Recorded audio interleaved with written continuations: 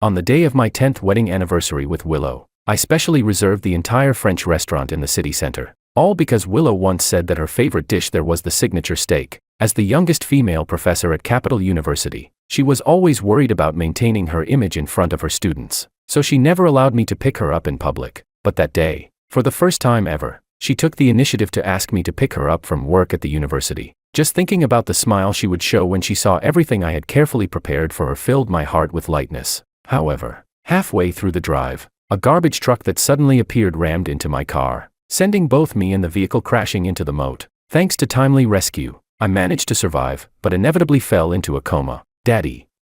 Daddy. In the haze, I could vaguely hear the soft voices of my son and daughter calling me. The twins were the precious children my beloved Willow had carried for 10 months to bring into this world. And aside from her, they were the ones I cared about most in my life. It was only under their tender, childlike calls that my consciousness slowly began to return. When I woke up, the children were nowhere to be seen. Only my wife, Willow, sat by the hospital bed, looking at me expressionlessly. When she saw that I was awake, there was not a trace of joy on her face. She had always been a cold person, and I didn't mind. Unable to speak with the oxygen mask on, I could only barely raise my hand, trying to touch hers to reassure her not to worry. But when she noticed my movement, she frowned in disgust, withdrew her hand, and placed it on the oxygen machine beside me. Chapter 1. Then I heard Willow say, "George, you know what? I've been waiting for this day. After you caused Makoto's death, you should have expected to end up like this. If you hadn't taken me away from him, Makoto wouldn't have drowned himself in alcohol every day from the pain,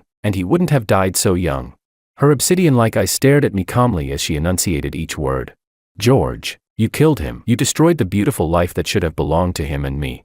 Her words were like poisoned arrows, shattering, piece by piece, the belief I had held onto all these years, that she loved me. Makoto. I hadn't heard that name in over a decade. I only knew that he had died, and at the time, Willow had been saddened for quite a while out of old friendship, but I never knew that after all these years, she still hadn't forgotten him, and had even blamed his death on me. Tears welled in the corners of Willow's eyes, as if she were deeply sorrowful. Yet the next moment, she curled her lips into a smile, gentle and beautiful, yet carrying a hint of brokenness and something almost twisted. She said, "The car accident didn't kill you. That's fine. I can send you off myself." Before I could even process what she meant, her well-maintained, delicate hand slowly began to pull out the oxygen tube that was keeping me alive. Without oxygen, unable to breathe on my own, my vision began to darken in waves, as if a massive vortex was gradually swallowing me whole. Seeing my helpless convulsions, Willow's smile grew even brighter. I couldn't tell if it was just my imagination, but I clearly saw a trace of satisfaction in her eyes. At that moment, I finally understood. The more than 10 years she had spent with me had all been nothing more than revenge for Makoto's death. I refused to accept it. I couldn't believe that in all these years, through my love, my care, and my devotion, she hadn't developed even the slightest feeling for me. At the very least, we had 2 lovely children. Thinking of them, a flicker of will to survive ignited in my mind. I forced myself to stay conscious, struggling to lift my hand to press the call button by the bed. But in the next second, Willow said, "Oh right, I forgot to tell you, the 2 children aren't yours either. I had them with some random man. After all, just the thought of bearing children for someone as despicable and shameless as you makes me feel sick, like I want to throw up." Her words crushed me completely, and severed my final desire to live. My eyelids fell shut, and her familiar yet utterly unfamiliar figure slowly faded from my sight. Chapter 2. The sound of desks and chairs colliding made my eardrums tremble. I jolted awake, lifting my head, only to meet a pair of young, handsome eyes. The boy in front of me gave me a provocative smile, waved the blue envelope in his hand, and boldly stuffed it into the desk of the seat in front of me. He said, "Buddy, if you know what's good for you, don't try anything. I know you and Willow grew up together as neighbors. You want her to be happy in the future too, right?" Hearing his words, I froze for a moment. Only then did I realize I had been reborn. Reborn at the exact moment Makoto slipped Willow the love letter. It all came back to me. In my previous life, after Makoto left, I took the letter and treated it as evidence. Then I turned around and reported his pursuit of her to the teacher and Willow's parents. Under pressure from both the school and her family, Makoto had no choice but to keep his distance from Willow, to prevent a top student, ranked second in the entire school, from being led astray. The homeroom teacher even disciplined Makoto on the grounds of violating school rules. Freed from the school's constraints, Makoto began hanging out with delinquent friends outside school, drinking and wasting his days, until he eventually died in a drunk driving accident from street racing. So, for someone like that, Willow had hated me for more than 10 years. In my previous life, After I got what I wished for and married her, I worked myself to the bone just to give her and our children a life free from worry. I believed I was a good husband, a good father. I did everything a man could possibly do for the woman he loved and for his family. And yet, in the end, I was killed by the very person I had loved for so many years, my wife, the one who slept beside me. A surge of overwhelming sorrow and unwillingness welled up in my chest, and at this moment, the impatience and warning in Makoto's eyes only made everything feel even more ironic. There was no denying it, Makoto was good-looking. With his rebellious yet striking appearance, there wasn't a single girl who wouldn't be drawn to him. I stared into his eyes in silence for a long time. Finally, I slowly nodded. Yes, I said. I want her to be happy. Since in my previous life Willow had never forgotten Makoto, I decided to respect her choice and give her the life she truly wanted. Makoto seemed very satisfied with my answer and turned to leave the classroom. Just as I had promised, I didn't touch the love letter he gave Willow, nor did I intend to secretly report it to her parents or teachers like before. After PE class, when I saw Willow return, her face flushed red from the sun, radiating youthful energy, my heart still couldn't help but tremble. Not from love, but from that deep, unhealable pain of being betrayed by the person I loved the most. George, today the teacher had us play volleyball with Class 8. Too bad you asked for leave because of your headache, you totally missed out. Back then, Willow had a carefree personality. When she spoke to me, her tone still carried the intimacy and teasing unique to childhood friends. I opened my mouth, instinctively wanting to chat with her like I used to, but in the end, not a single word came out. She didn't seem to care about my reaction. Sitting in her front row seat, she casually tidied up and prepared the books for the next class. Her hand had just reached into the desk when she pulled out the blue envelope. Her deskmate spotted it immediately and let out a loud cry. A love letter. That single phrase was like a stone dropped into water, sending ripples through the otherwise dull and monotonous lives of the second-year high school students. Many of them turned to look over at once. Under everyone's gaze, a faint blush instantly spread across Willow's fair neck. Someone called out, "Not bad, George. So you skipped PE just to slip Willow a love letter. You two grew up together, why even bother with a love letter? If I were you, I'd just go straight to her house and propose already." Chapter 3. A few classmates I was close with laughed and teased me. I calmly shook my head. Before I could even deny it, Willow anxiously interrupted them. "Don't talk nonsense. George and I are just ordinary neighbors."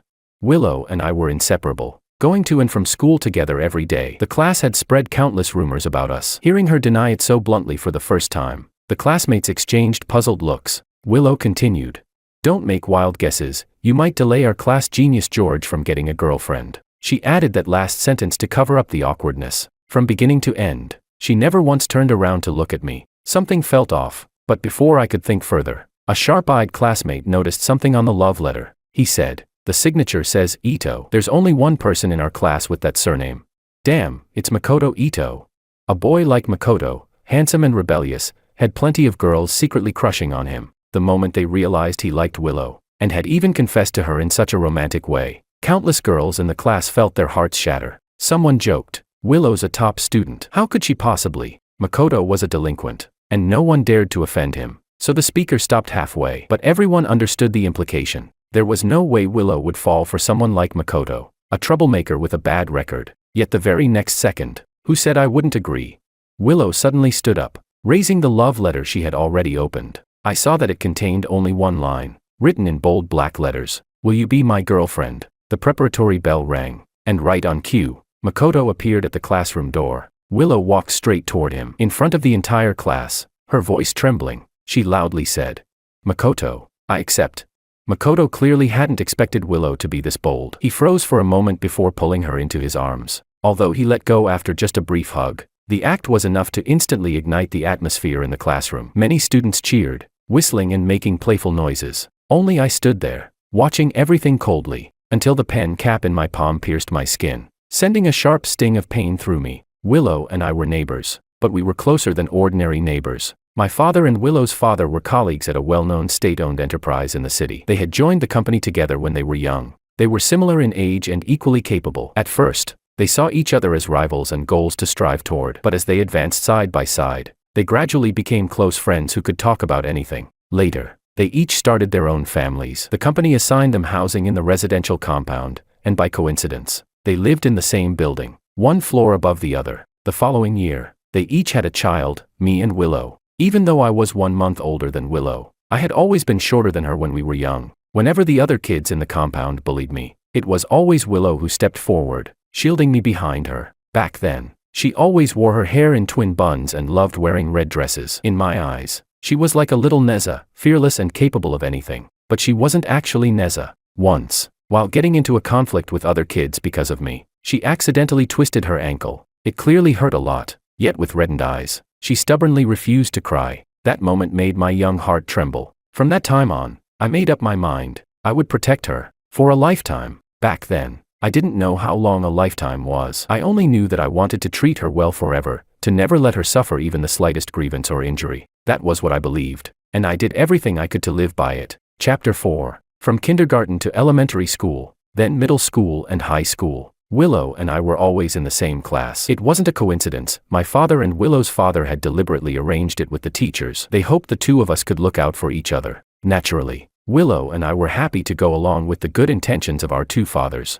I was better at science subjects. Whenever there was a problem Willow didn't understand, I would break it down step by step and explain it to her patiently. And Willow, like a little housekeeper, would tirelessly urge me to memorize those dull and tedious English vocabulary words. Year after year, we dominated the top 2 spots in our grade rankings. On the very first day of high school, we made a promise to get into a university in Beijing together. I thought Willow and I would continue like that, steadily and predictably, and be together for a lifetime. Until the first semester of our second year of high school, a transfer student joined our class, Makoto. Back then, the school didn't have advanced placement classes. A single class could accommodate both top students like Willow and me, and also students like Makoto, an art student. I heard he could do street dance, and that he was quite talented. Whenever Willow talked to me about Makoto with sparkling eyes, I would always brush it off, even feeling a bit disdainful. What use was dancing for a high school student? Without strong academic performance, he still wouldn't get into a top university. At the end of the first semester,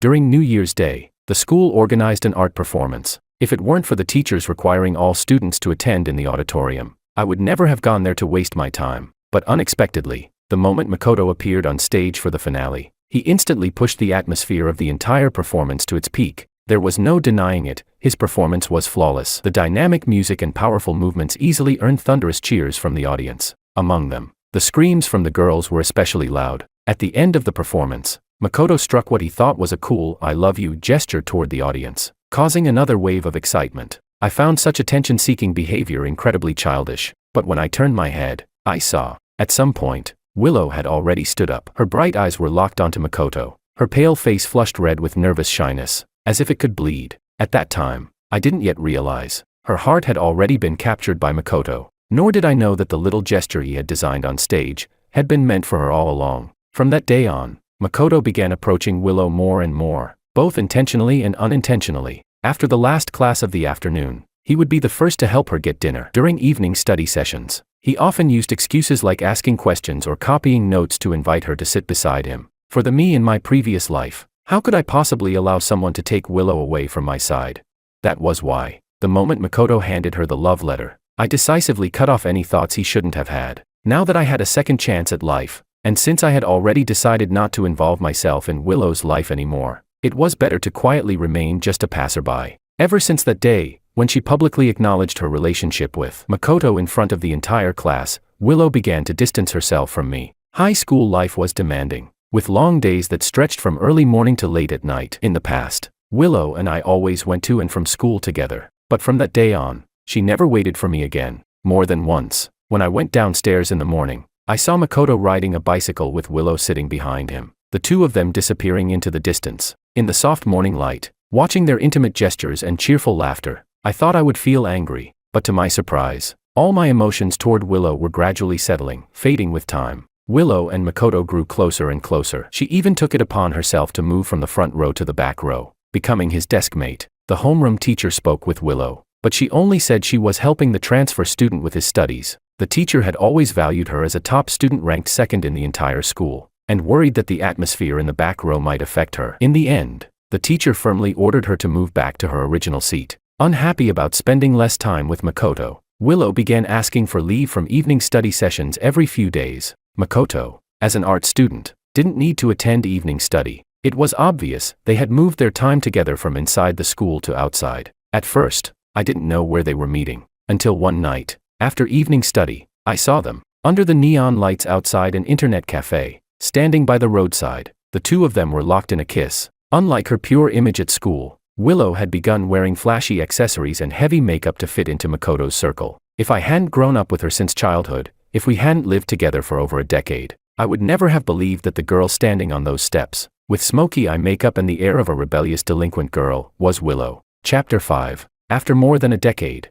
I had forgotten much of what I learned in school. I had no choice but to work twice as hard every day to review, gradually regaining the feeling of being a student. By the midterm exams, I barely managed to hold onto my position as first in the grade without raising any suspicion. As for Willow, who had always ranked second, she unexpectedly dropped all the way to 159th place. After school, I saw Willow and her mother at the entrance of the residential compound. For a top student like Willow to fall so drastically, the homeroom teacher would definitely call in the parents. It only took a simple conversation for the truth to come out, that Willow had been using excuses to ask for leave while actually skipping classes. Aunt Lou scolded Willow as they walked. She had always been a gentle person, but this time she was so furious that her voice rose noticeably, drawing the attention of many people in the neighborhood. In contrast, Willow remained completely indifferent from beginning to end, as if the scolding wasn't directed at her at all. I didn't want to run into them, but just as I turned to leave, Aunt Lou noticed me. "George, wait a moment," she called out and hurried over, not even catching her breath before getting straight to the point. "You must know why Willow's grades dropped so badly this time, right?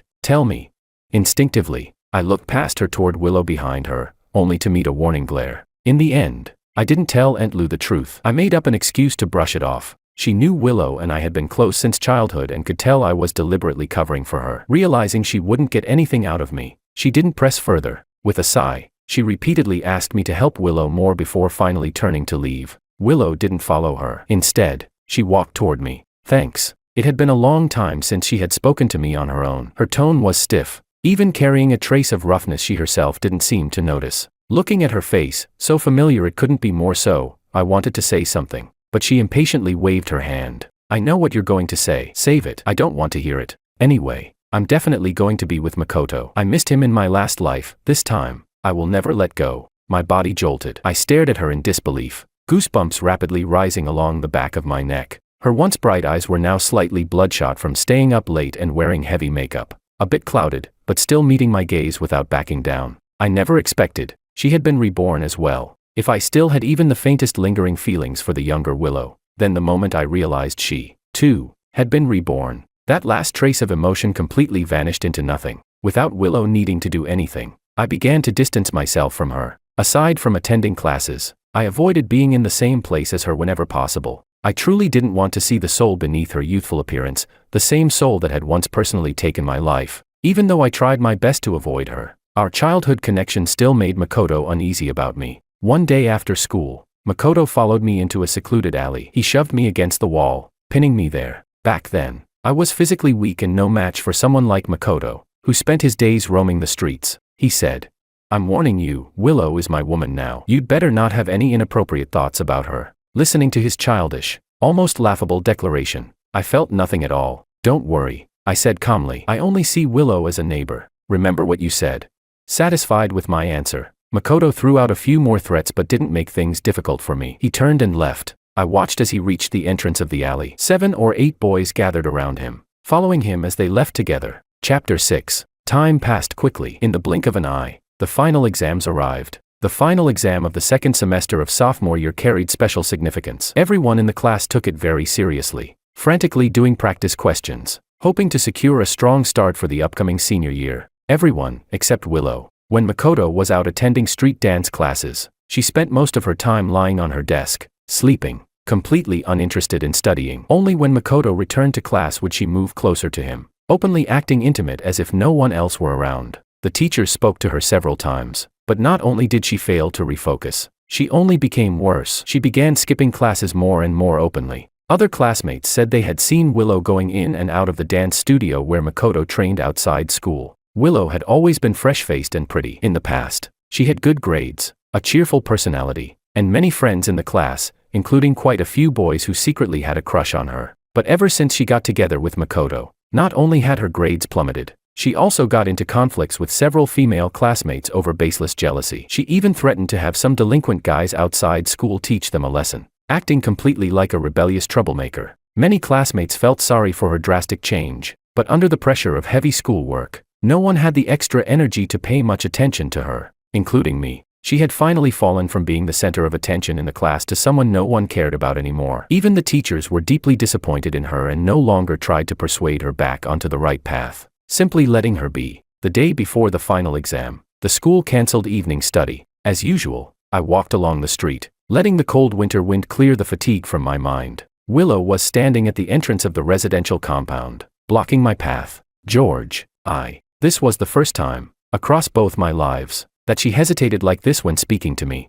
I could already guess that what she wanted to say had something to do with Makoto. I said nothing and quietly waited for her to continue. I didn't know how long she had been waiting there. Her cheeks were already red from the cold. Suddenly, I remembered how she used to complain about being afraid of the cold. After we got married in my previous life, I had fulfilled her wish and moved our home to the south, where the climate was warm all year round. Willow took a deep breath before finally speaking. Lend me some money. What? I was stunned. Her parents, like mine, were employees of a state-owned enterprise. Their family had always been well off, and they had never been stingy with their only daughter. Why would she ask me for money? Then it occurred to me, it was probably because her recent behavior had been so poor that her parents couldn't accept it and had cut off her allowance. Trying to hide her embarrassment, Willow said, Makoto passed the preliminary selection. Next week, I'm going with him to the capital for the second round of a street dance variety show. I nodded, said nothing, and took out the pocket money my parents had given me for the week. 50. That's all I have. Spending a small amount of money to give them more time alone, why not?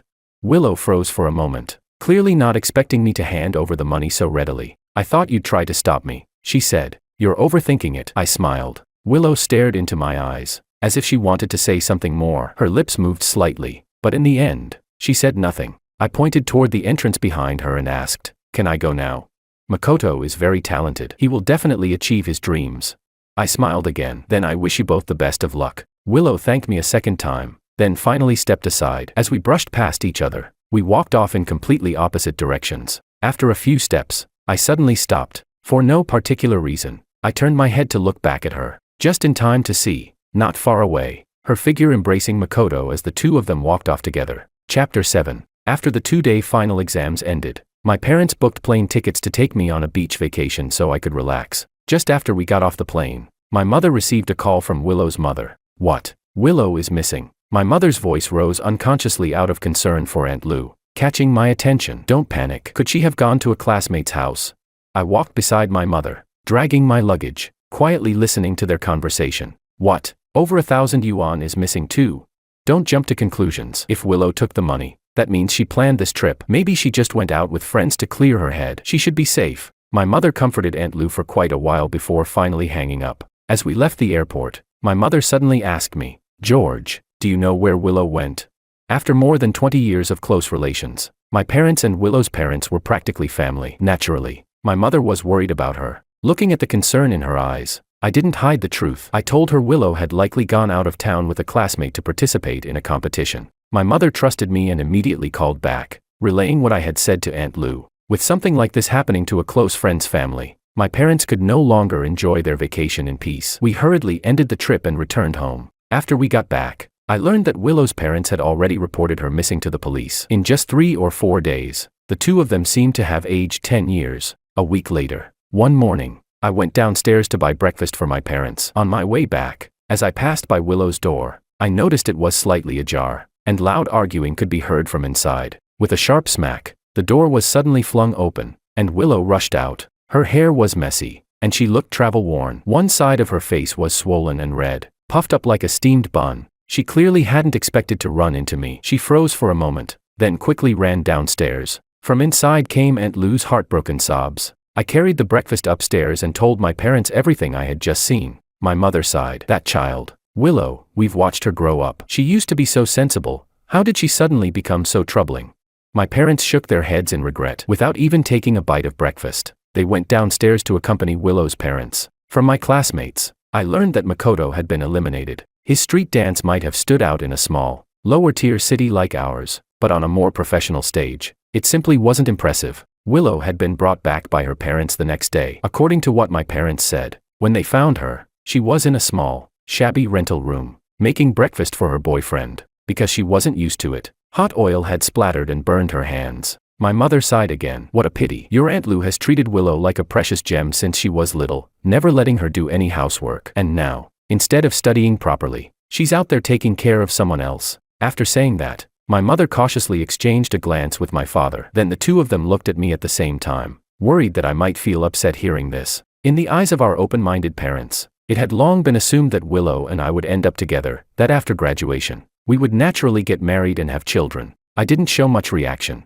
I simply turned up the volume of my English listening practice and buried myself fully in solving problem sets. My parents exchanged looks again, then quietly left my room. Chapter 8. After being reborn, I gained a new plan for my life. To achieve my new goals, I still needed to put in even more effort. I focused on my own life, yet I couldn't help but piece together Willow's recent situation from my parents' fragmented conversations. After Willow was brought back, she argued with her parents every day. She was almost obsessive about wanting to drop out of school, working to earn money so she could support Makoto in pursuing his dreams. How could Mr. and Mrs. Liu just watch their daughter abandon a bright future and go down the wrong path? But no matter what they said or how harshly they scolded her, they couldn't bring Willow back to her senses. In the end, they had no choice but to take the most direct and forceful approach, locking her in her room. Yet Willow only became more stubborn, even threatening her parents with suicide. What happened after that? At the dinner table, my mother brought up Willow. Hesitating as she spoke, I picked up some food and, for once, joined the conversation. My mother put down her chopsticks and let out a long sigh. Willow wasn't seriously hurt, but when her parents took her to the hospital, she used the excuse of going to the restroom and ran off with that boy. No one knew where Willow had gone. Gradually, her name stopped appearing at our family's dinner table. While my mother felt regret for her, she also felt a trace of relief. At least such a rebellious and willful girl hadn't married into our Wong family. I heard about Willow again after the midterm exams of the first semester of senior year. During a break between classes, I saw Willow and her parents at the entrance of the Academic Affairs building. The early autumn weather was still hot. Willow wore a thin outfit, and although it was loose-fitting, I could still see the changes in her figure and posture. After all, in my previous life, I had stayed by her side the entire time she was pregnant with 2 children, even though those children had nothing to do with me. Sure enough, that evening after school, I unintentionally overheard my parents talking about Willow again. My mother said, "She's pregnant, about 3 or 4 months along. An abortion would be too harmful to her body, so the baby has to be kept. If she doesn't drop out, then what? Is she really going to take care of a child while preparing for the college entrance exam?"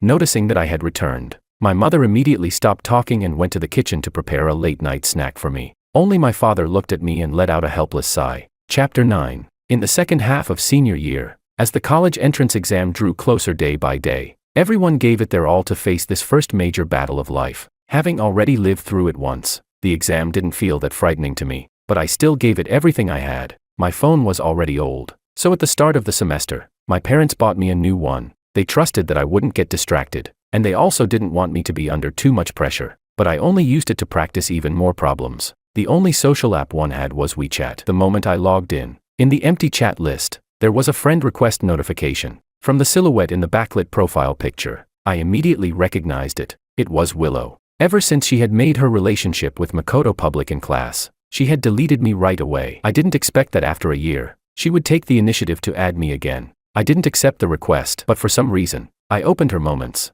Just like before, her moments were completely public, allowing me to easily glimpse into her recent life. She posted very frequently, sometimes 2 or 3 times a day, and almost all of it was about being with Makoto, holding hands, hugging, taking selfies, eating together, and even videos of their sweet interactions. Her most recent posts were selfies of the 2 of them under the neon lights of a night market. It was still cold in the northern nights of early March. She leaned against Makoto, her smile looking sweet. The caption read, "Cute handmade accessories, 9 for 3. Come find us at the night market." I zoomed in on the photo and noticed that the lower part of the image showed a corner of a handmade jewelry stall. Calculating the time, she should have only recently given birth. Even if she had to work, she should still be on maternity leave. Yet instead of resting at home, she was out there running a street stall.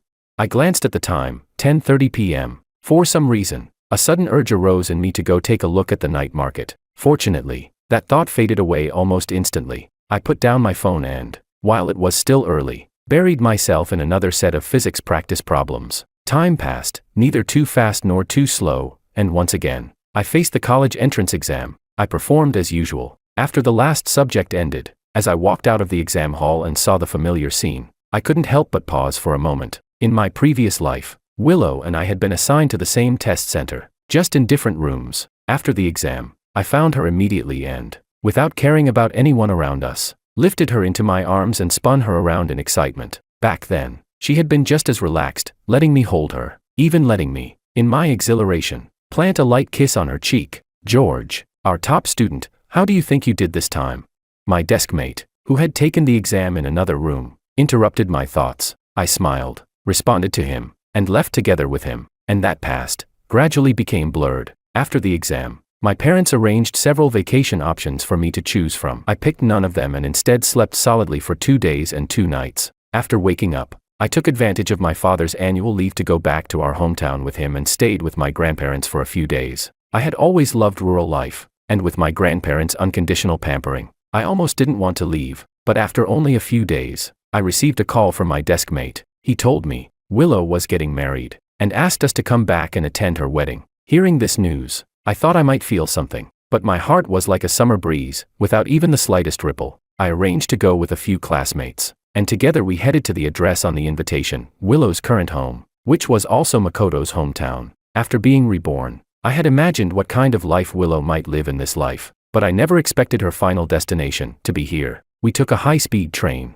then transferred to a bus when there was no transportation left. We even hitched a ride on a local villager's electric tricycle. Only then did we finally arrive at Willow's home before noon. Chapter 10. As soon as we entered the village, we saw a red balloon arch from afar. It looked quite grand, but up close, we realized that behind the arch were only 2 old brick houses. The courtyard, however, was spacious, with small groups of relatives and fellow villagers gathered around. The moment I stepped inside, I immediately spotted the bride in a white wedding dress among the crowd. As if sensing something, Willow turned her head, and her eyes met mine. Someone said, "Oh, these must be Makoto's classmates. Come, this way."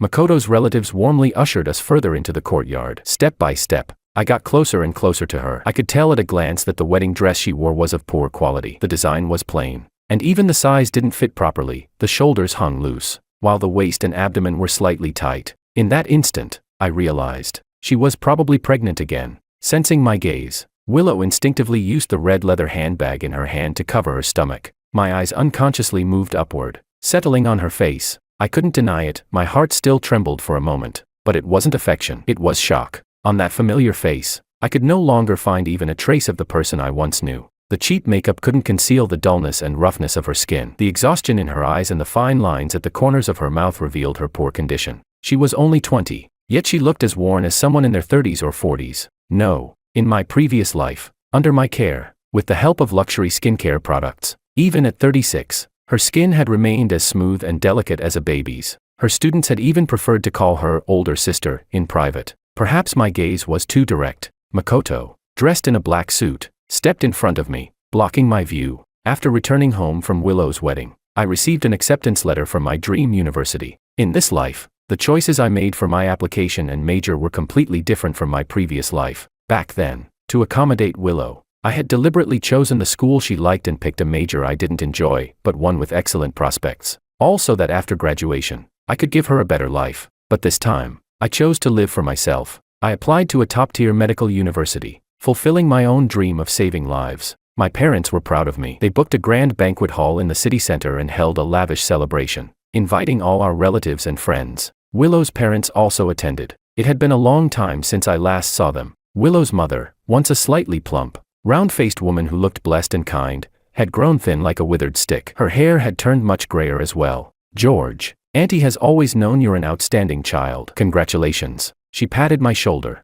For some reason, that gesture made me think of my previous life, when I married Willow. Back then, she had also patted my shoulder, smiling as she told me to change how I addressed her, to call her Mom. Looking at me now, Aunt Lou fell into a long silence. After a while, her eyes reddened, and she let out a soft sigh. If only she hadn't gone down the wrong path, perhaps she would have been like you today, admitted into her dream university, walking a completely different road. Chapter 11. I entered university and threw myself into intense academic work and club activities. I rarely heard Willow's name anymore. On the rare occasions I thought of her, she only felt more and more unfamiliar. As I had wished, I joined the university's debate club. In my previous life, I had loved that kind of sharp verbal sparring, the thrill of defending my views and defeating others. Unfortunately, Back then Willow didn't like me being in the debate club. She always said she hoped I would follow trends instead, urging me to join the street dance club or the rap club, but I had never been interested in music or dance. In the end, I was eliminated during the selection process. At the same time, I missed the debate club tryouts as well. Disappointed,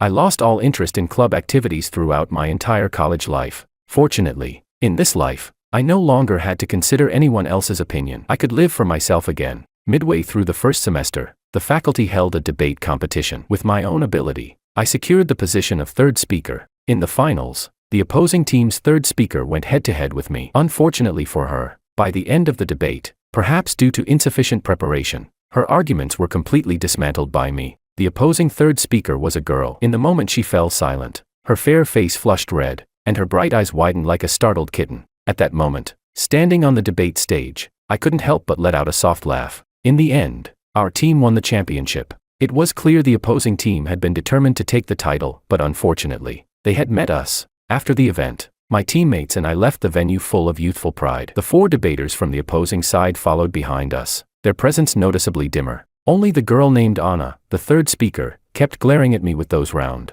bright eyes from time to time. I found it amusing and turned back to look at her a few more times. Perhaps my face irritated her too much, so much that she failed to watch her step. She missed a step and fell down the stairs. I wasn't far from her, and with my height advantage, I managed to catch her just in time, saving her from the pain of falling. When Anna pulled herself out of my arms, her dark eyes were filled with anger, embarrassment, and a trace of confusion. Then she hurriedly ran away, so fast, as if I were some big bad wolf chasing after her. After the debate competition, life returned to its usual rhythm. The coursework in medical school was extremely demanding. Every day, my routine revolved around 4 places: dormitory, classroom, cafeteria, and library. At some point, I began to notice that wherever I went, Anna seemed to appear as well. At first, I thought it was just a coincidence, but after a few awkward exchanges, Anna gradually became familiar with me, on her own initiative. During large lectures or in the library, she would always save me the best seats in advance. In the cafeteria, she would enthusiastically help me get food, sparing me from long lines, and the dishes she chose were always my favorites. She was the only girl, across both my lifetimes, besides Willow, whom I had grown close to. That's when I realized I didn't actually know how to interact with girls. All I could do was clumsily return her kindness, buying snacks and bringing them to her dorm, treating her to meals, or taking her to the movies or an amusement park. Back and forth like that, we grew closer and closer, ridiculously. During the seasonal change at the end of the semester, I caught a cold. Anna somehow convinced the dorm supervisor and simply claimed to be my girlfriend. For several days in a row, she came to my dorm to take care of me, even braving heavy rain to buy medicine for me. I recovered, but she nearly fell ill herself. My roommates jokingly started calling her sister-in-law. Only then did I belatedly realize she had been pursuing me. Having experienced betrayal from the person closest to me, I had always been afraid to start a new relationship. Moreover, her personality, bright, cheerful, carefree, was very similar to Willow's in the past. But I knew she was herself. I shouldn't treat her as a substitute for anyone. That wouldn't be fair to her. At the end of the first semester of freshman year, the long winter break arrived, and my time with her came to an abrupt stop. After returning home, I realized that my heart felt strangely empty. Only then did I understand. I had already fallen for this girl who shone like a little sun. On February 14th, Valentine's Day, which also happened to be the first day of the Lunar New Year, I managed to grab a high-speed train ticket and went straight to her city. The moment she saw me downstairs at her home, she gasped in surprise and rushed into my arms without hesitation. That was when we officially became a couple. We spent the entire day together in her city, even doing nothing, even in the biting cold. Everything felt warm and sweet. After dinner, I reluctantly said goodbye to her and took the late train back home. Chapter 12. I woke up a bit late the next morning. Willow's parents had already come to my house to pay a New Year visit. My father and Willow's father were drinking tea in the living room, while Aunt Lou was in the kitchen with my mother, chatting as they prepared vegetables. After washing up, I went to the dining area to look for something to eat. I saw that my mom had left me a plate of dumplings on the table, still warm, so I picked up my chopsticks and started eating. But unintentionally, I overheard Aunt Lou pouring out her worries to my mother. It had been half a year since I last heard anything about Willow. She said, "Willow's life hasn't been easy. She's had 2 daughters in a row, and the second one was born prematurely. Her health has suffered because of it, and her mother-in-law isn't easy to get along with. She doesn't like her, and she dislikes the 2 girls even more. She refuses to help take care of them for even a day. I offered to help, but Willow is too stubborn. She refuses to come back and let me. That Makoto has no sense of responsibility, no capability. He doesn't even have a stable job and refuses to endure hardship. Old Lou lowered himself to help him find a job, but he couldn't even last a single day. My poor Willow, she was raised like a treasure by her father and me. Now she has to take care of 2 children and work to support the family. As her mother, it breaks my heart to see this. My mother wiped her tears along with Aunt Lou, deeply saddened by Willow's current situation. Listening to her words, I fell into a brief daze. Willow had been reborn too, yet she had chosen such a difficult path. Did she regret it? Just as I was thinking, the dumpling in my hand slipped and fell, hitting the edge of the plate with a soft clatter. Only then did Aunt Lou notice that I was there as well. She wiped her tears and walked out of the kitchen. Looking at me, she couldn't help but sigh. Back then, everyone in the neighborhood thought you and Willow would end up together. You grew up together, and you were so close. If you two had really been together, how wonderful that would have been. I didn't know what the point of saying this was anymore. I smiled faintly and interrupted her. Aunt Lou, I already have a girlfriend. Next New Year, I'll bring her back to visit you and Uncle Lou. Willow's mother looked at me for a long moment, her expression complicated. Then she forced a smile and returned to the kitchen to continue chatting with my mother. But this time, their conversation no longer revolved around Willow. In the second half of my sophomore year, my father was promoted and transferred for work, and our whole family moved to the provincial capital. To afford a new house in the new city, we sold our old home here to a distant relative, and gradually, we lost contact with Willow's family. Chapter 13. On the 3rd day of the Lunar New Year in my senior year, I went to the high-speed rail station to pick up Anna and bring her home to meet my parents. I was nervous, but to my surprise, the moment they met her, my parents immediately took a strong liking to her. Anna was pretty and adorable, lively and quick-witted, very easy to like. At the dinner table, my mom kept praising her, saying the more she looked at her, the more she liked her. I pretended to be dissatisfied and said, "Mom, you can't just keep praising her. It's the new year, say something nice about me too." My mom laughed and placed a fisheye into my bowl. Yes, I should praise you too. My son really has good taste, bringing me such a wonderful daughter-in-law. Anna's fair cheeks instantly flushed red, looking radiant and full of life. I had already met Anna's parents beforehand and gotten their permission to have her stay at my house for a few days. That night, my mom replaced the bedding in my room with brand new sheets and blankets, and mercilessly threw my own quilt onto the couch in the living room. She said, "Let me tell you, Anna is a good girl. You absolutely must not bully her." Anna overheard my mom's warning and gave me a playful wink and grin. Seeing her mischievous expression made me want to bite her on the spot. As soon as my mom returned to her room, Anna quickly locked the door, leaving me alone in the living room, staring speechlessly at the ceiling. The next day was a high school reunion. I had received the invitation half a month in advance. Unexpectedly, Anna wanted to go with me, saying she wanted to learn what I had been like in the past through my classmates. She had always been quirky and full of ideas, and I was more than happy to have her come along. When we arrived at the hotel, Anna said she needed to go to the restroom to touch up her makeup. As I stood at the entrance waiting for her, I saw a man and a woman walking toward me from a distance. Only when they got closer did I recognize them. The man was Makoto, and the woman was Willow. It had been many years since I last saw her, and she had aged even more. The exhaustion on her face was impossible to hide. It was hard to imagine she and Anna were the same age, yet their conditions were worlds apart, as if separated by a generation. "George," Willow called out softly. Makoto immediately shot her a harsh glare. Willow flinched,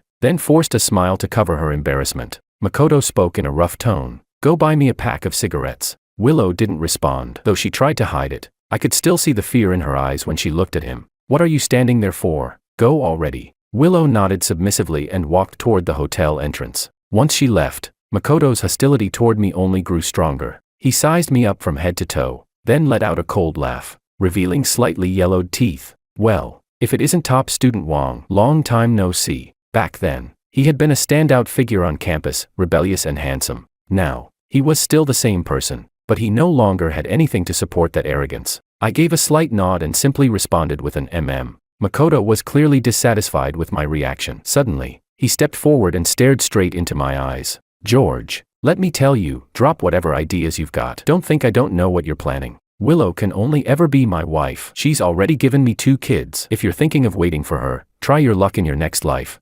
Chapter 14. Looking at his ridiculous expression, I couldn't help but let out a mocking laugh. Makoto clenched his fists, but in the end, he didn't dare throw a punch at me. At that moment, Anna walked out of the restroom. She was sharp, at a glance. She sensed the tension between Makoto and me. She immediately looped her arm through mine and said in a coquettish tone, "George, aren't you going to introduce me? Who is this?" I smiled and said, "This is my high school classmate, Makoto. Makoto, this is my girlfriend, Anna." The moment I finished speaking, I noticed Willow, who had just come back from outside, pause for a brief second. Makoto noticed her too, impatiently. He snatched the cigarette pack from her hand and lit one, as if completely unaware of the awkward tension between them. Anna continued, "Which university are you attending? You should be seniors like us, right? Have you thought about graduate school?" Willow and Makoto remained silent. Anna went on, "George and I have already discussed it. We're not planning to take the graduate exam. Instead, we've decided to go abroad for further studies in the second half of the year." Anna chatted casually as if she were already familiar with them, while Makoto could only keep smoking to cover up his discomfort. In the end, he found an excuse and went upstairs early, not forgetting to roughly drag along Willow, whose face had turned pale. Watching their figures disappear, Anna gave a sly blink, then took my hand and led me into the private room for the reunion. By the time the gathering ended, it was already evening. Anna and I walked hand in hand along the brightly lit streets. "George, your taste back then was really questionable. How did you know?" By now, I could calmly face what had happened between Willow and me in my previous life, but I had no idea how this girl had found out that I once liked Willow. Anna didn't answer directly. Instead, she pinched my arm hard. I laughed. "I think I smell a strong scent of vinegar. Did you knock over a bottle of it at the reunion?" Startled, Anna quickly grabbed her clothes and sniffed them, only to realize I was teasing her. She knew exactly where my weakness was. She started pinching the sensitive spots on my waist again and again. It didn't hurt, just tickled. I burst into laughter and dodged her nimbly. The little girl stomped her feet in frustration. "I'm not jealous. I'm absolutely not." Chapter 15. After graduating smoothly from university, Anna and I went abroad together to continue our studies. In a foreign country where we knew no one, we became each other's support and motivation. We moved in together, studying while building a warm, vibrant life of our own. Over the course of 3 years, instead of exhausting our relationship, we grew even more inseparable. Both of our families had long since accepted our relationship. After finishing our studies and returning home, I had just settled into a job when our 4 parents eagerly arranged a grand wedding for us. The wedding invited all of our close classmates and friends. What I didn't expect was, Willow and Makoto showed up as well. It seemed Willow had made a special effort to dress up for my wedding. However, no amount of heavy makeup could hide the weariness of her appearance or the fragile, defeated state of her spirit. From the very beginning, Makoto kept holding her hand, as if they were deeply in love. But anyone with eyes could tell that wasn't the case. During the toast, I raised my glass and drank it in one go. My classmates joked about my strong alcohol tolerance and followed suit. It was then I noticed, beneath Willow's raised arm, there were several overlapping scars, old and new, stretching deep into her sleeve, jagged and unsettling. After the toast, I told Anna, now my wife, about what I had seen. Not long after, she found a chance to speak with Willow alone in the restroom. "Willow, if you need help, you can tell me. George and I can both help you." After the wedding banquet ended and we returned to our new home, Anna finally told me what had happened. At the time, Willow's expression had been complicated: suspicion, tension, fear, regret, and a deep unwillingness. But in the end, she said nothing and quietly left my wedding at some point. After the wedding leave ended, I officially devoted myself to the sacred work of being a doctor. My wife also began preparing to establish her own studio. Although I had a high level of education, I still lacked practical experience, so I had to start from the ground up. I began to truly understand what it meant to be so busy your feet barely touched the ground. The next time I saw Willow was several months later. That night, I was on duty in the emergency department when a woman was rushed in through the corridor, groaning in pain.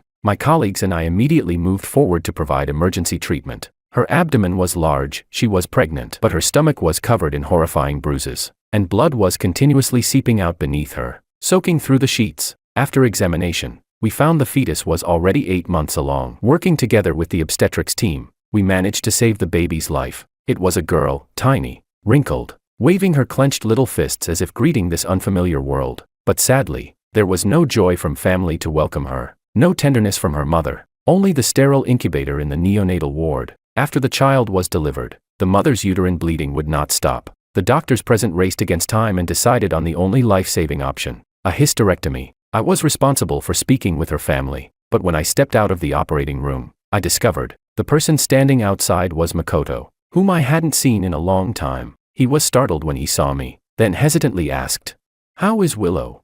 Willow?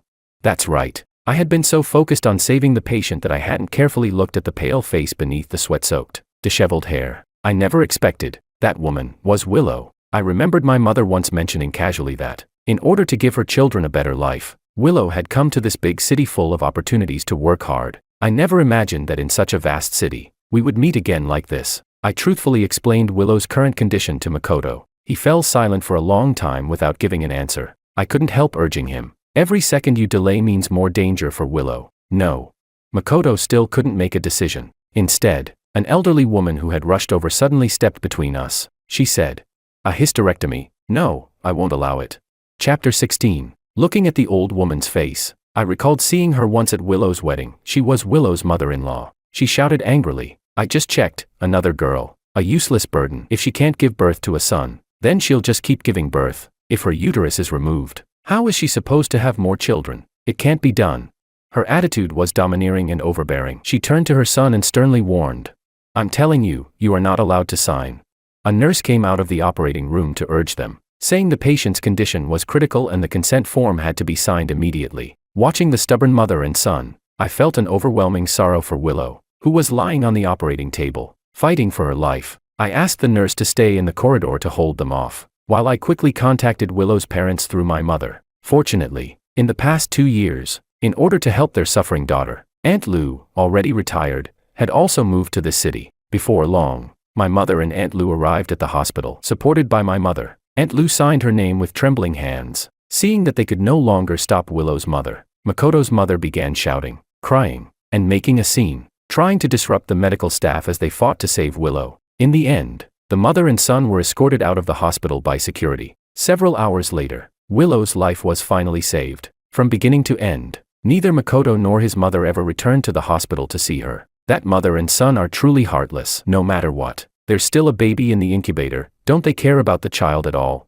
Sometimes, I would hear emotional young nurses whispering about Willow in bed number 3, but I never joined their conversations. To me, Willow was just a patient. Perhaps her fate was indeed unfortunate, but I was only an ordinary doctor. I could heal the sick, but I could never save a life already rotting from within. When Willow was discharged, it happened quietly. The premature baby, whose condition had stabilized earlier, had already been taken out of the incubator and brought home by Willow's parents. I never saw the child again. More than a year later, my wife and I had a child of our own. When she was 4 or 5 months pregnant, she came to our hospital for a prenatal checkup. A colleague even helped take a few detailed ultrasound images of the baby. Before the new year, my wife and I went back to my parents' house for dinner. My mother held the ultrasound images, looking at them again and again. She sighed in admiration. "Look at that tiny little face. Those delicate features, it's exactly like George when he was little." Hearing her words, I gently placed my hand on my wife's steadily growing belly, unable to hide the excitement and anticipation in my heart. I had always loved children, and now,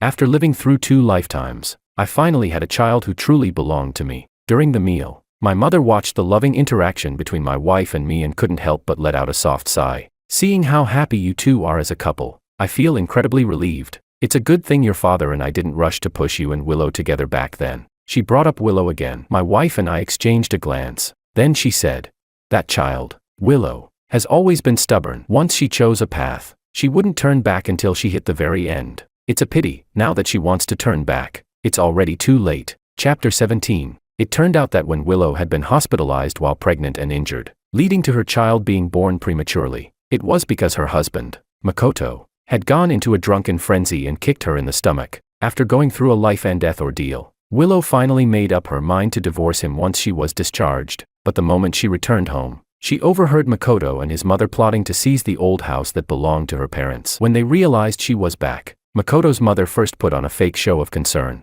but between the lines, she was clearly urging Willow to help them take over her parents' house. The people Willow felt most indebted to in her life were her parents. There was no way she would agree to such shameless demands from this mother and son. Makoto hadn't expected that his always submissive wife, the one who used to put him above everything and never dared to speak up, would refuse him. Without even needing his mother to stir things up, he raised his hand and slapped Willow across the face. Deep down, Willow still retained a trace of the pride she once had as a favored daughter of heaven. After reaching complete disappointment, she fought back against Makoto for the first time. Perhaps years of resentment had already seeped into her bones, or perhaps Makoto's long-term alcoholism had ruined his body. Having just been discharged from the hospital, Willow still managed to muster all her strength to subdue her husband, leaving him unable to stand again, unable to continue bossing her around or treating her like a punching bag. Seeing her son lying motionless and covered in blood, Makoto's mother was nearly driven mad with fear and fled the house. The neighbors called the police. By the time the police arrived, Willow had already taken a quick wash in the bathroom. Her usually messy hair was neatly tied up, revealing a forehead lined with fine wrinkles that had appeared at some unknown point. Only then did the neighbors realize that, ignoring her overly gaunt cheeks and the countless scars on her pale skin, this poor woman, who had been abused daily by her husband and mother-in-law, was actually very beautiful. Willow was imprisoned. Anna and I used our connections to find a well-known lawyer in the province, and through our parents, we introduced him to Willow's family. With the lawyer's full effort in defending her, Willow was ultimately sentenced to 6 years. That was already the best possible outcome. In the season when spring blossoms were in full bloom, I finally took a rare break, only to accompany my wife back to the hospital where she worked for a routine prenatal checkup. The obstetrics colleagues said that in just over a month, our child would be arriving in this world. After leaving the hospital, we went to a maternity and baby store to buy some more tiny clothes and toys for our soon-to-arrive child. Before we even made it home, I received a call from Willow's father. He said Willow wanted to see me. I didn't want to go at first, but then I suddenly felt that the entanglement between Willow and me across 2 lifetimes deserved a proper ending. So I agreed. Today happened to be visitation day, and it was also my rare day off. After discussing it with my wife, we didn't go home, we drove straight to the suburban prison. After registering and passing through multiple procedures, we entered the visitation room, where Willow was already sitting behind the glass wall waiting for me. When she saw me, she instinctively tried to stand up, but then slumped back down in defeat. I sat across from her and picked up the receiver. Her dry lips trembled as she spoke in a hoarse, choked voice. "George. I'm sorry. I regret it." I smiled faintly and said calmly, "It's all in the past." It had been a long time since I last thought about my previous life, but seeing her face inevitably brought back many memories. I remembered how, back then, I always had endless things to tell her, about work, about life. Even trivial things like sneezing twice while walking down the street. I couldn't help but share everything with her. Her expression was always indifferent. Only when something interested her would she respond with a few words. At the time, I thought she had simply grown up and matured, which was why she had become less talkative. I would even go out of my way to cheer her up, just hoping she would talk to me a little more. What I didn't know was that, from beginning to end, she had never loved me. To her, everything I said was nothing more than noise she couldn't tune out. Now, Willow sat behind the glass wall, her dim eyes filled with unspoken words, yet I no longer had any desire to understand them. Chapter 18. I waited for her for a moment. Seeing that she still didn't speak, a trace of impatience rose in my heart. I thought, let's just end it here. So I hung up the phone and stood up to leave. Unexpectedly, she suddenly sprang to her feet and slammed her hands hard against the glass wall, calling for me to turn back. The glass was well soundproofed. It wasn't until I saw the prison guard in the corner move that I realized what was happening. When I turned around, I saw her being firmly pressed back into her seat. I had no choice but to sit down again. Seeing that she had calmed down, the guard released her and returned to his post. She watched me pick up the receiver again, staring straight into my eyes. On the other side, she questioned me urgently, almost hysterically. George, you were reborn too, weren't you? You came back to life too, right?" I looked into her eyes and gave no clear answer. She continued, "It must be true, it has to be. Otherwise, why wouldn't you love me in this life? Why didn't you save me? Why?" Watching her hysterical state, I almost felt like laughing, but I still gave her a serious answer. I said, "Everyone in this world has to take responsibility for their own choices. In the previous life, I chose you, and I paid for it with my life. In this life, you chose Makoto, so you must bear the consequences that come with that choice." A ray of sunlight streamed in through the small window on the wall, falling perfectly on Willow's pale, almost translucent face. For a brief moment, it felt as if I could see a trace of the girl she once was. She didn't speak for a long time. The receiver slipped from her hand, yet she seemed not to notice, only staring at me in a daze. This time, after I hung up the phone, I stood up and left without looking back. The parking lot was some distance away. I walked along the road toward the car. From afar, I saw Anna standing by the car, waiting for me. She saw me too, raised her arm, and waved. The boredom in her eyes was instantly replaced with a vibrant brilliance. I quickened my pace. Then, before I knew it, I broke into a run. The sunlight was dazzling, the spring breeze gentle, the person I love was waiting for me ahead, and the shackles that once bound me had already been cast off. Step by step, walking along the path I chose, my steps had never felt so light. Willow Extra 1. Willow never thought she would see Makoto again. On the day she was reborn, she received a love letter from him. The bold, dark handwriting was simple and direct. "Will you be my girlfriend?" After living through 2 lifetimes, hearing his confession once more, Willow couldn't find a single reason to refuse. In front of the entire class, she said yes, to be able to see Makoto again. Willow felt that everything she had done was worth it. She gave up the academic achievements she had once been so proud of in her previous life, gave up her bright and promising future. She wanted nothing else, only to walk through this life hand in hand with Makoto. So, not long after they started dating, Willow gave herself to him without reservation. To support him in going to the capital to participate in a street dance competition, she swallowed her pride and begged George, whom she had already cut ties with, for money. She even stole cash from her own home. Unfortunately, Makoto was eliminated in just the first round of the semi-finals. Unwilling to see him discouraged, Willow promised him that no matter what, she would always support him as long as he needed it. She was willing to give everything, but soon after, she was taken back home by her parents. To stop her from being with Makoto, they cruelly locked her up. She barely managed to escape by using a suicide attempt as an opportunity to be sent to the hospital, but by doing so, she lost all her remaining options. What she didn't know was that Makoto, who had always taken pride in his dancing skills, could not accept the blow of failure. Deep down, resentment began to grow, as she hadn't been clinging to him all the time. How could he have been distracted? How could he have lost such an easy opportunity? They still ended up living together, in Makoto's small rented apartment. In her previous life, George had never let Willow do a single household chore. Now, every trivial matter had to be handled by Willow herself, and she actually found joy in it. But they were both young and unemployed. Life quickly became financially strained. Makoto spent less and less time at home. When Willow asked where he had gone, she barely got the words out before he snapped back at her. "Where else could I go? Of course I'm trying to figure out how to make money," he said, before slamming the door behind him. Willow didn't blame him. She only blamed herself for not being able to get them out of their predicament. During the following period, Willow's health began to decline. One night, she could no longer endure it. Makoto happened to be out, so she searched through all his friends before finally managing to reach him. Before the phone was even handed to Makoto, Willow heard his voice through the deafening music in the background. Makoto said, "What girlfriend? If it weren't for that bet I made with you guys, I would never have bothered chasing her. Who knew it'd be so easy? Honestly, aside from her face, she's got nothing going for her." Sooner or later, Makoto, his friend, immediately cut him off and handed him the phone. Seeing the caller ID, Makoto's girlfriend, he reluctantly took the phone and asked, "Why are you calling here?"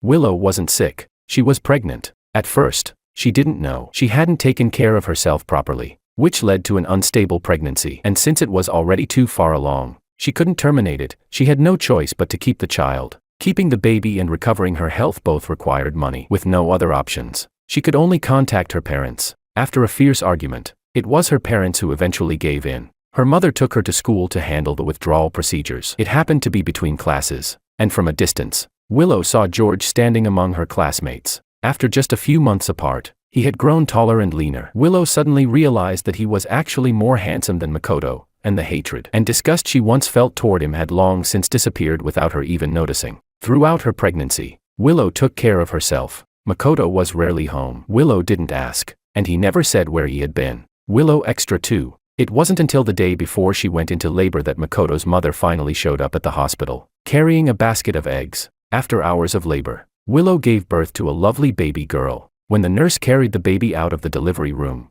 Makoto's mother heard that it was a girl. She didn't even bother to take a look. She turned and left the hospital immediately, not forgetting to take the basket of eggs with her. When the baby was 4 or 5 months old, Willow and Makoto finally got married. The wedding was held in Makoto's hometown, simple and crude. Only then did Willow learn that Makoto's mother was just a vegetable vendor. To support Makoto's studies in the city and his dance training, she had already exhausted everything she had. Her mother-in-law had always looked down on Willow. Not only did she resent her for leading her son astray, but she also despised her for failing to give birth to a son. Even in front of relatives and guests from the village, her mother-in-law showed Willow no respect. What Willow didn't expect was that she would see George at the wedding. Flustered, she instinctively covered her slightly swollen belly again, only to turn and catch the provocative look Makoto shot at George. It turned out that Makoto had invited him. After being with Makoto for over a year, he had achieved nothing in any aspect of his life, yet his arrogance had only grown more blatant. He walked over with Willow and said in a voice only the three of them could hear,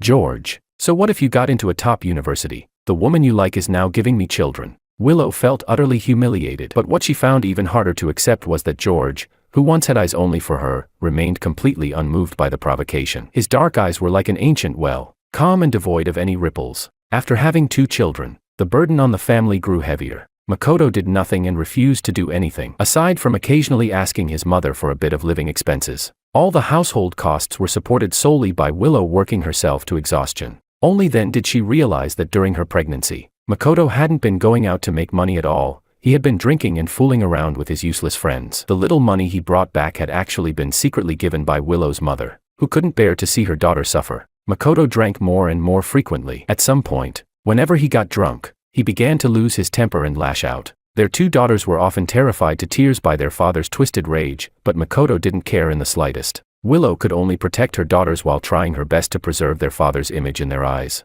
Makoto didn't appreciate it. One day, after getting drunk, he beat her viciously, venting all the resentment he had accumulated over the years. Willow was stunned. She had given up everything, even herself, to choose him. Yet what she received in return was nothing but his hatred. Finally, one time, during Makoto's escalating violence, Willow, pregnant again, was beaten so badly that she was sent to the hospital. After an intense rescue effort, she barely managed to survive. One night during her hospitalization, Willow woke from a dream at midnight, her pillow soaked with tears. In the dream, George, her, and their children were together in their once spacious and bright home, filled with laughter, peaceful and beautiful. In the darkness, trembling, she fumbled for her phone and dialed the number she had never forgotten. A mechanical female voice coldly informed her that the man who once loved her with his whole being had long since been destroyed by her own hands. Willow covered her face and wept. During her more than 1 month in the hospital, neither Makoto nor her mother-in-law came to see her even once. It was her own mother who stayed by her side, taking care of her. Willow knew she had already failed her parents, their love, their hopes, but she still had to make an even more unreasonable request. Having brushed against death, Willow was finally completely awake. Time and again, her weakness had only led to escalating cruelty. She asked her mother to temporarily take care of her premature 3rd child, while she made up her mind to return and divorce Makoto, and then take her 2 older daughters away. Escaping that terrifying home, Willow Extra 3, dragging her weak, recovering body, Willow returned home, only to overhear that mother and son plotting to take her parents' old house. Makoto's mother was saying, "Anyway, she can't have children anymore. Sooner or later you'll divorce her. We might as well get that house from her family while we still can. She's their only daughter. Everything her parents have will eventually go to her, and what's hers is yours." Greed flickered in her mother-in-law's eyes as she calculated. When she noticed Willow standing there, her expression didn't change in the slightest. She said, "You've come back at the perfect time. Makoto and I were just discussing moving into your parents' house. This place is too small. Our whole family is cramped here. Your parents are just the 2 of them, and they're getting old. They can easily rent a smaller place." Her mother-in-law rambled on, so used to ordering Willow around that she assumed Willow would agree to anything without question. Years of bullying, oppression, and unreasonable treatment exploded all at once in that moment. Willow raised her hand and slapped her mother-in-law hard across the face. She had just been discharged and was still weak. After putting all her strength into that slap, she nearly lost her balance herself. But seeing her mother-in-law's face quickly swell red, she felt an overwhelming sense of satisfaction. The next second, a sharp pain struck from behind. Makoto had swung a chair and smashed it into her. Willow fell to the ground. Instinctively, she shielded her head and face as fists rained down on her like a storm. As he beat her, Makoto shouted, "That house is mine. I'm getting it no matter what." Struggling, Willow cried out, "That's my parents' house. They're old. Where are they supposed to live? Let them go find George. Your childhood sweetheart has made it big. He's a chief physician now. He was the one who performed your surgery back then. Finding a place for your parents to live would be nothing for him." At the mention of George, Makoto's expression turned dark, and his punches became even more vicious. Hearing George's name at a moment like this, the pain in Willow's heart completely overwhelmed the pain in her body. Only then did she realize it had been George who performed her surgery back then. But if he had known she was ill, why hadn't he come to see her? She had stepped onto the wrong path from the very beginning. Seeing her fall to such a state now, why hadn't he come to take her away? Makoto continued his furious ranting. The overwhelming pain, both physical and emotional, caused the regret and hatred Willow had suppressed for so long to suddenly explode in her mind. In a daze, she fumbled across the floor and grasped a broken piece of the chair, struggling to raise her hand. When she came back to her senses, Makoto was already lying in a pool of blood beside him. Her mother-in-law screamed and fled. Willow didn't run. She was calm, almost obedient, as she followed the police to the station. The verdict came quickly. She was sentenced to 6 years in prison. In court, the lawyer defending her was highly capable. He presented years of evidence of domestic abuse, successfully securing a reduced sentence for her. She had always believed that the renowned, top-tier lawyer in the province had been hired by her parents to save her. But not long after entering prison, she suddenly realized her parents were just ordinary people nearing retirement. How could they possibly have the connections or means to hire such a lawyer? The answer was obvious. During visitation, she begged her parents to make sure George would come to see her, no matter what. The waiting felt endless. Yet, on the very next visitation day, he actually came. The present-day George had grown into exactly what he had been like before his death in the previous life, mature and handsome, though now there was a greater ease and openness in his expression. She had long heard that he was married, his wife being his university classmate. From the looks of it, he must be living a very happy life. Willow stared blankly into George's eyes. They were still as gentle as before, almost magical, making her eyes redden as she softly murmured, "I regret it." Unfortunately, her repentance earned neither his concern nor his sympathy. He merely smiled and said calmly, "It's all in the past." Willow Extra 4. For a moment, countless words choked in Willow's throat, yet none could be spoken. Separated by the glass wall, they fell into silence. Now, George no longer had the patience to wait for her. Seeing that she remained silent for a long time, he stood up and prepared to leave. Watching his departing figure, Willow suddenly felt as if a large piece of her heart had been hollowed out. "George! George!" She screamed like a madwoman, desperately pounding on the glass. The glass was transparent, yet it divided them as clearly as two separate worlds. Even when she had killed Makoto, she had never felt such despair. Fortunately, George turned back in time and sat down across from her again. She said, "You were reborn too, weren't you? You were reborn too, right?" Afraid he wouldn't wait any longer, Willow urgently voiced the doubts buried deep in her heart. She desperately wanted an answer, yet at the same time, she feared hearing it. George neither confirmed nor denied it. Seeing his calm demeanor only made Willow more certain of her suspicion. "If that's the case, why don't you love me anymore? Why didn't you save me?"